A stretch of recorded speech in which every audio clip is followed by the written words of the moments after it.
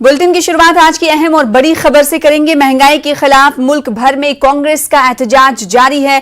Delhi police ने राहुल गांधी को हिरासत में ले लिया है। राहुल गांधी कांग्रेस मेंबरान पार्लियामेंट के साथ पार्लियामेंट हाउस से राष्ट्रपति भवन तक मार्च निकाल रहे थे।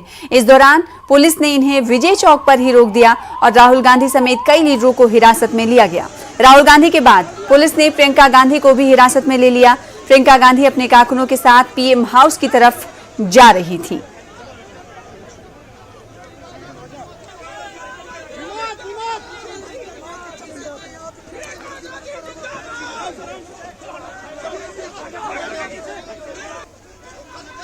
इस तरीके से सरकार काम कर रही है, हिरासत में ले रही है। सैकड़ों बार हमारे सांसदों को हम लोगों को अरेस्ट किया जा रहा है, अपनी बात रोकने से रोका जा रहा है। ये अलोकतांत्रिक है। भाई हमने क्या कानून तोड़ा है? हम तो सिर्फ अपनी बात रखना चाहते हैं, लेकिन सरकार महंगाई और अनएम्प्लॉयमेंट पे चर्चा नहीं करना चाह रही है, आवाज को दबाना चाहती है। इसको हम एक्सेप्ट नहीं करेंगे। सर, राहुल गांधी जी को सदन में लोकतंत्र की आवाज को बंद किया जा रहा है। यह लोकतंत्र की हत्या है। हम उससे खुश नहीं है, आवाम उससे खुश नहीं है।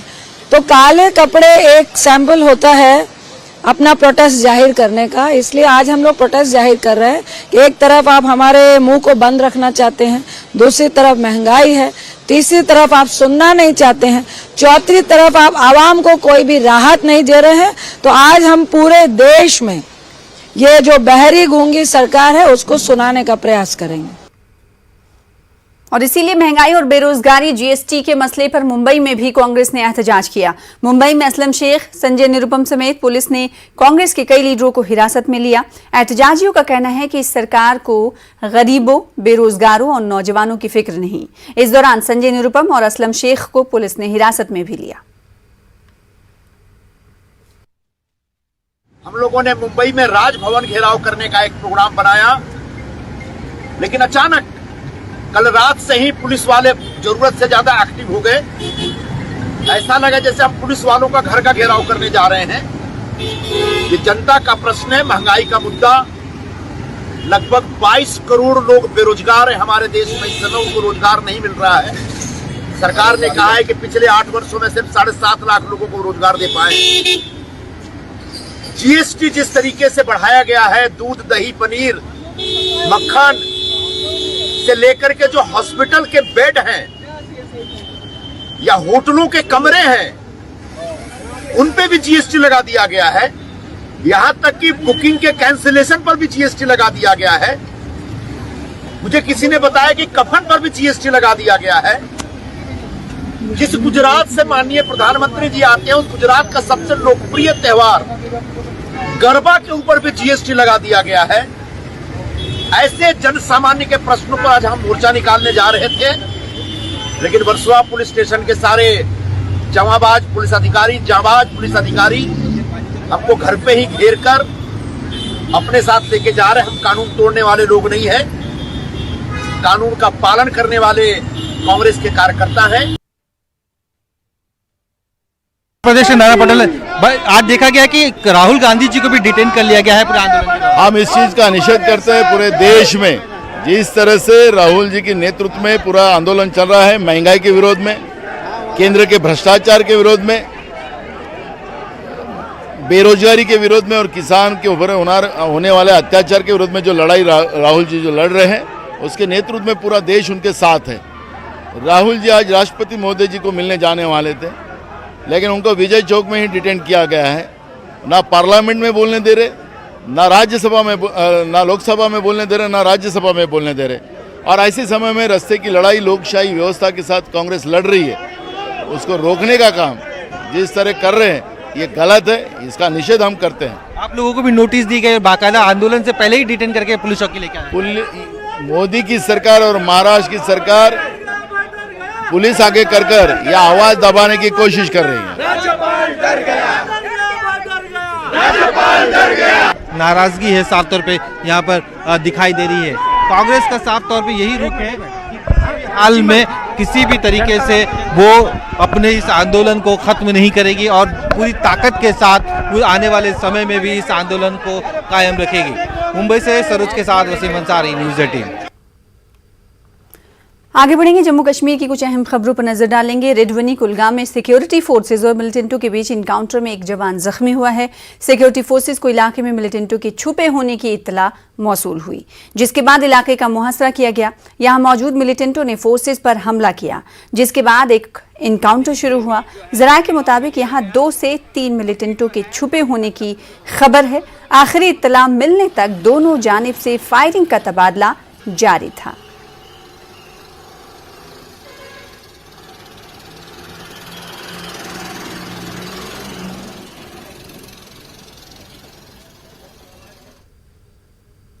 आज ही के दिन यानी 5 अगस्त 2019 को जम्मू कश्मीर से दफा 370 को हटा दिया गया था। दफा 370 को हटाए हुए 3 साल का अरसा बीत चुका है। इस दौरान दिल्ली में मुकीम कश्मीरी पंडितों ने एक बार फिर कश्मीर वापसी की मांग को दोहराया। उन्होंने कहा कि हुकूमत इस समत कोई ठोस कदम नहीं उठा रही है। उन्होंने कहा कि 370 हटने के बाद हमने इसका इस्तकबाल किया था और हमें उम्मीद थी कि कुछ हालात बेहतर होंगे और हम अपने वतन वापस लौट पाएंगे। हर कोई तब्दीली देखने को नहीं मिल रही है। उसके बाद कश्मीरी पंडितों ने कहा कि भले ही वादे किए गए थे, लेकिन वादे वफा नहीं हो रहे हैं, ऐसा मालूम हो रहा है, क्योंकि जमीनी सतह पर तब्दीली नहीं दिख रही है। 3 साल पहले रियासत जम्मू कश्मीर से दफ़ा 370 को हटा दिया गया था। कितने हालात बदले और किस तरह से जम्मू कश्मीर से जो दिल्ली में रहने वाले कश्मीरी पंडित हैं वो इस मामले को लेकर क्या सोचते हैं, हमारे साथ तमाम लोग मौजूद हैं। डॉक्टर साहब, 3 साल हो गए, कितने हालात बदले और जिस तरीके से इस आर्टिकल को हटाया गया था, अब इसको कैसे देखते हैं आप? जैसे इस आर्टिकल को हटाया गया, ये एक अच्छा स्टेप था। ये जम्मू और कश्मीर फुली इंटीग्रेट हो गया इंडिया के साथ और हमें काफ़ी एक्सपेक्टेशन थी कि जो हमारा कम से कम जो हमारा इशू है, जो माइग्रेशन हो गई हमारी वहाँ से और फिर हम तब से एज रिफ्यूजीज़ अपनी कंट्री में बैठे हैं, तो इसलिए हमें काफ़ी एक्सपेक्ट कर रहे थे कि हमारी जो प्रॉब्लम्स है वो भी उनका भी समाधान हो जाएगा, हमारी प्रॉब्लम्स का, और हमारा ख्याल किया जाएगा। लेकिन अनफॉर्चुनेटली पिछले 3 साल में हमारे लिए कोई बात हुई ही नहीं। तो ये जो आर्टिकल 370 उठा, हम तो बड़े सारा इंडिया, सारे लोग खुश हो गए थे, लेकिन इसका आउटकम अभी तक तो हमारे ऊपर कुछ नहीं हुआ। हमारी पोजीशन वही है जो पहले थी। सरकार लगातार ये कह रही है कि हम कोशिश कर रहे हैं, कुछ चीज़ें डॉक्यूमेंट्स भी जमा हुए थे पिछले दिनों, तो क्या सरकार जिस तरह से काम कर रही है, ये जो आर्टिकल था इसको हटने के बाद, तो क्या आपको लगता है कि कुछ रास्ता बनता दिख रहा है? कुछ नहीं, हमें तो कुछ नहीं है। 3 सालों में कुछ नहीं हुआ, नथिंग हैज हैपेंड। ये सारा इट इज आई वॉश, वो करो जी, कागज़ करो, ये कलेक्ट करो, इट्स ओनली आई वॉश, और बिजी रखने का वो एक तरीका है इनका, दैट इज ऑल। एक आखिरी सवाल, जिस दफ़ा 370 का हटने को आप कैसे देखते हैं? 3 साल हो चुके हैं इसको। अब पहले तो बहुत खुश हो गए थे, लेकिन अभी अब हम तो वही पछता रहे, हमने क्या खुशियाँ मनाई। तो दैट इज ये हमारा रॉन्ग इंप्रेशन था, उस वक्त कुछ हुआ, कुछ नहीं हुआ, नथिंग हैज हैपेंड। बहुत बहुत शुक्रिया। तो ये कश्मीरी पंडित हैं जिनका अपना दर्द है कि उन्हें अपने वतन से जो है जिला वतन कर दिया गया था, दिल्ली में रहते हैं, वापस जाना चाहते हैं। आर्टिकल 370 हट गया, उसका वेलकम करते हैं, लेकिन घर वापस कब जा पाएंगे, लगातार ये सवाल वो भारत सरकार से पूछ रहे हैं। कैमरामैन संजीव वर्मा के साथ खुर्रम शहजाद, न्यूज़ 18 दिल्ली। दफा 370 के खात्मे के 3 साल मुकम्मल होने पर बीजेपी ने कुपवाड़ा में जश्न मनाया। बीजेपी के जिला सदर अब्दुल रहमान लोन और नायब सदर जावेद कुरैशी, जिला सदर मोहल्ला मोर्चा शकीला बेगम की क़यादत में पार्टी वर्करों ने 3 साल मुकम्मल होने पर खुशी का इजहार किया और कहा कि दफा 370 के खात्मे के बाद जम्मू कश्मीर में हर तरह पर तब्दीली आ गई है। और उन्होंने वज़ीर आज़म नरेंद्र मोदी के इस मौके पर फैसले की सताइश भी की।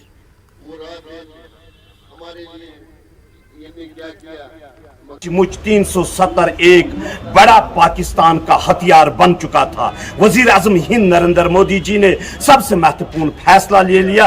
3 साल हो गए, आज वही जश्न था जिले कुपवाड़ा में, और आवाम खुश है, नौजवान खुश है, एक गरीब खुश है जिसको आज डायरेक्ट मरकज से वो लाभ मिलता है जो 70 सालों से नहीं मिला। भारतीय जनता पार्टी को हम कामयाब करेंगे। इंशाल्लाह भारतीय जनता पार्टी इस साल कामयाब होगी और इंशाल्लाह इस साल हमारा चीफ मिनिस्टर होगा इंशाल्लाह जो भी होगा इंशाल्लाह भारतीय जनता पार्टी के हित में होगा। Additional director general of police Vijay Kumar ने 370 की मनसूखी पर लाल चौक का दौरा किया। इन्होंने इस मौके पर गुज़िश्ता 3 साल में जम्मू कश्मीर में हालात साजगार हुए हैं, ऐसा कहा। इन्होंने इसका सेहरा अवाम के सर बांधा। विजय कुमार ने कहा कि अवाम को पाकिस्तान की साजिश को समझना चाहिए और पुलिस के साथ ताउन करना चाहिए। इसके अलावा गुज़िश्ता रोज़ पुलवामा में गैर मकामी मजदूर की हलाकत पर उन्होंने कहा कि इस वाक़े के पीछे लश्कर तैयबा के अस्करियत पसंदों का हाथ है, जिन्हें जल्द ही गिरफ्तार किया जाएगा। की हड़ताल होता था, ये दुकान बंद होता, मार्केट, बच्चे सफ़र करते, स्कूल कॉलेज बंद होता था, वो सारे बंद हो गया है। हुर्रियत वाले की कॉल बंद होता था, ये सारे बंद हो गया है। जो फ्यूनरल होता था टेररिस्ट मरने के बाद, उसमें हज़ारों में लोग आते थे, पूरा वो बंद हो गया। उससे रेडिकलाइजेशन बंद हो गया, जो ग्लोरिफिकेशन था टेररिस्ट का बंद हो गया है। इनकाउंटर साइट पर जो स्टोन पेल्टिंग होता था, जिसमें कि कोलेटरल डैमेज होता था, ये सारे इंसिडेंट बंद हो गया। इससे एक अच्छा माहौल बन रहा है। इसमें पब्लिक आवाम को, टेररिस्ट को और पाकिस्तान का मंशा को समझना चाहिए। इसी ढंग से सिक्योरिटी फोर्स पुलिस को, एडमिनिस्ट्रेशन को सहयोग देना चाहिए कि शांति बनाए रहे। पहाड़ के 3 लेबरर थे जो कि रजाई बनाते हैं, रुई के काम करते हैं। उस पर लश्कर तैयबा के टेररिस्ट जाके 2 टेररिस्ट आया था बाइक से और ग्रेनेड हो गया, जिसमें एक शहीद हो गए थे मौके पर, 2 जख्मी हो गए थे, हॉस्पिटल में स्टेबल है पूरा। हम लोग उसको आइडेंटिफाई किए, बहुत जल्दी इसको या तो अरेस्ट कर लेंगे या तो इनकाउंटर न्यूट्रलाइज करेंगे। फिलहाल इसी के साथ रुकेंगे छोटे से ब्रेक के लिए, कुछ और खबरों के साथ चल लौटें।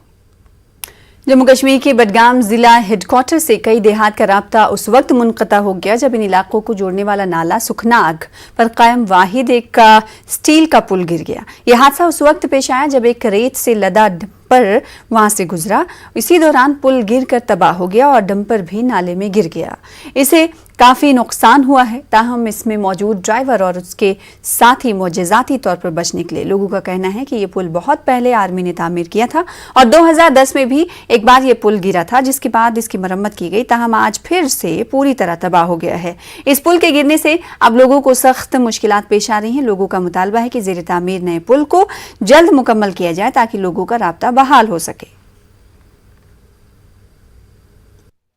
चल रहा था तो मैंने देखा कि यहाँ पर जो एक ट्रक है ये लोडेड थी, तो यहाँ पर ये बिल्कुल जैसे ये ब्रिज पर चढ़ी तो ये सीधे गिर गए। मतलब उतना लोड नहीं था। अब अगर आप सोचिए कि मतलब पीछे से कोई सवाल गाड़ी आ रही थी तो उनको भी जान का खतरा था। इसमें जो 3 लोग थे वो मुश्किल से बचे हैं। तो मैं गवर्नमेंट से ये अपील करता हूँ कि 2009 भी ये हादसा हुआ था, फिर गवर्नमेंट ने ज़्यादा तवज्जो नहीं दिया, लोगों ने इग्नोर किया इस बात को।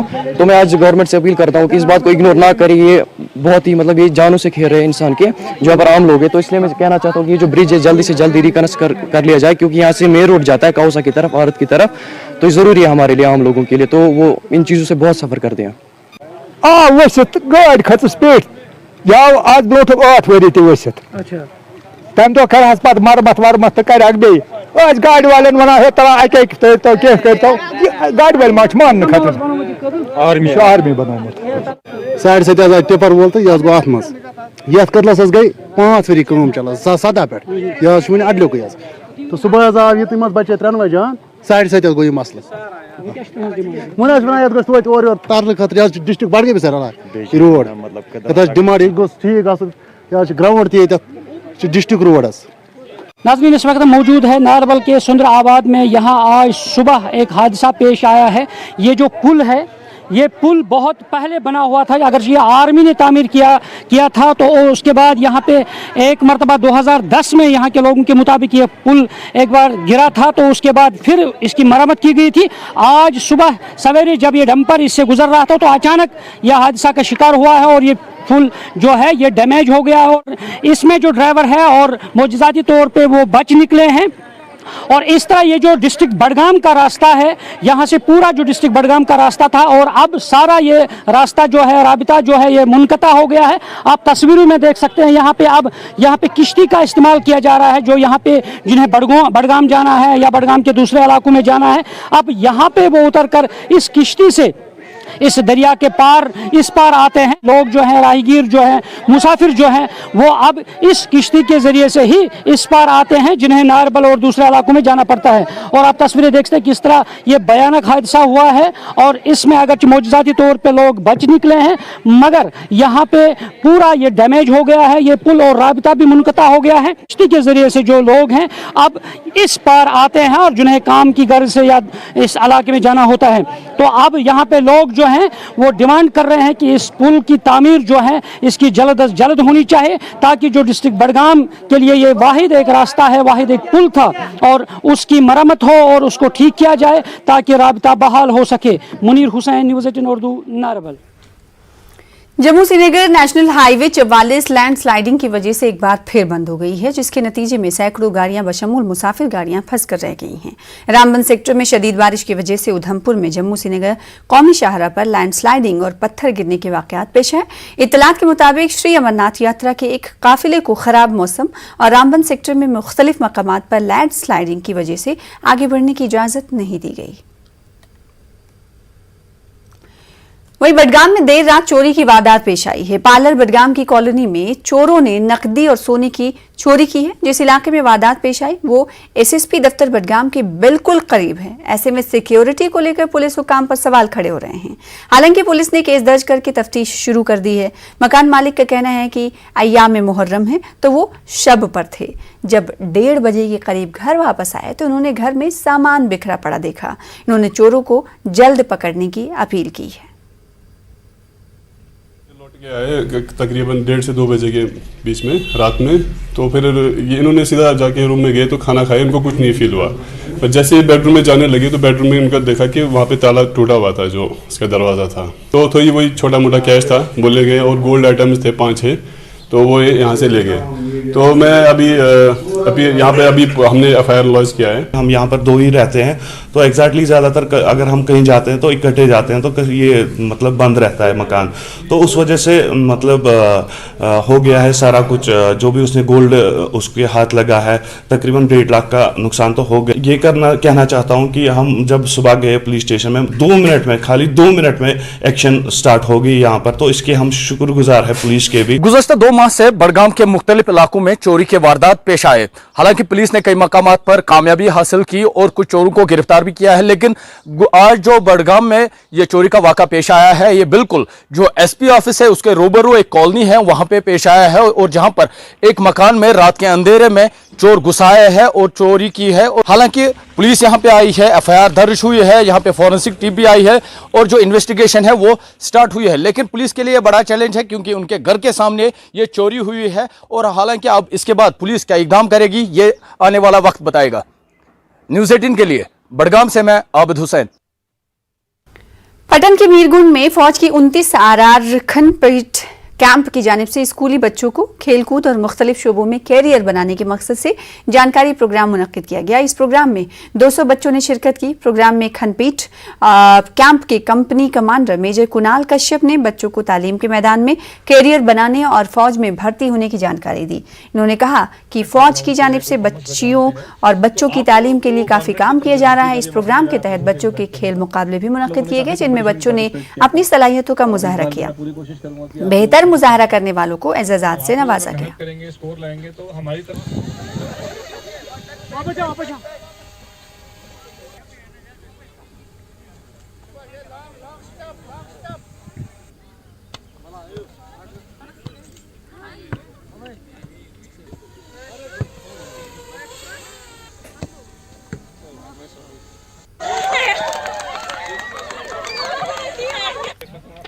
First prize. आज का जो प्रोग्राम था ये बहुत ही शानदार प्रोग्राम था और हम बहुत ही खुश हैं। हमारा आज पहला दिन था यहाँ पे और हम बहुत ही ज़्यादा खुश हुए क्योंकि हमें ऐसे मौके मतलब ज़्यादा नहीं मिलते हैं और आज हमें मौका मिला। हम शुक्रगुजार हैं इंडियन आर्मी के कि इन्होंने हमें एक ऐसा चांस दिया कि हम अपना जो अंदर का हिडन टैलेंट है उसको हम एक्सप्लोर कर सकें, हम दिखा सकें। वाले भी ऐसे ही प्रोग्राम आने चाहिए ताकि बच्चों के अंदर जो भी टैलेंट हो वो बाहर निकले, ताकि बच्चों के अंदर जो भी शाइनेस है, क्योंकि हर एक बच्चा आजकल जो एक ही प्रॉब्लम है कि वो डरते बहुत बहुत ज़्यादा, उनमें कॉन्फिडेंस की कमी, ऐसी चीज़ों से बच्चे के अंदर कॉन्फिडेंस आ जाता है और वो अपनी लाइफ में बहुत कुछ आगे करना चाहता है। ऐसे छोटे छोटे प्रोग्राम से हमें बड़े प्रोग्राम्स तक लीड करती है। बच्चों का इंटरेस्ट है कि आगे करियर में कुछ करना है, कोई साइंस बैकग्राउंड से है, कोई आर्ट्स बैकग्राउंड से है, कोई कॉमर्स बैकग्राउंड से है, तो आप लोगों को गवर्नमेंट की तरफ से, इंडियन आर्मी की तरफ से हायर एजुकेशन के लिए सरकार की तरफ से स्कॉलरशिप दी जाएगी। बस इसके अंदर क्या है कि आपको अपने प्रिंसिपल साहब, अपने टीचर को बताना है कि सर मेरे को इस यानी लाइन के अंदर आगे पढ़ाई करनी है, थोड़ा सा स्कोर अच्छा लाना है, आपको अपने 10th 12th के मार्क्स के अंदर अच्छे लाने हैं, और उसके बेसिस पे हम आपको सेलेक्ट करेंगे और आपका नाम फॉरवर्ड करेंगे।